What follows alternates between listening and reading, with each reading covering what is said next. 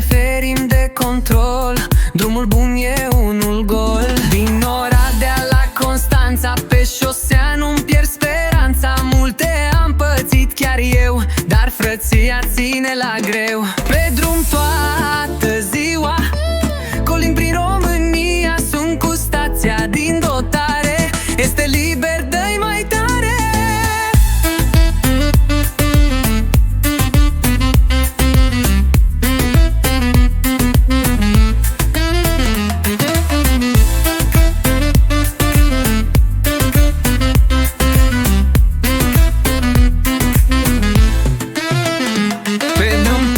Cea mai mare și stația cel mai tare. Drumul lung este o joacă, cu colegul o fac lată.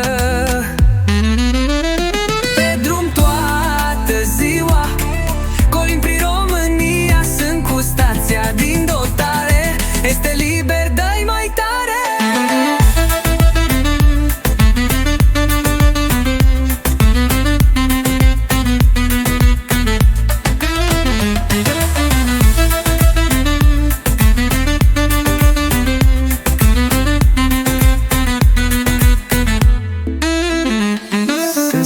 Parcărilor și a benzinărilor, la orice oprire scurtă eu pun 100 peste 100.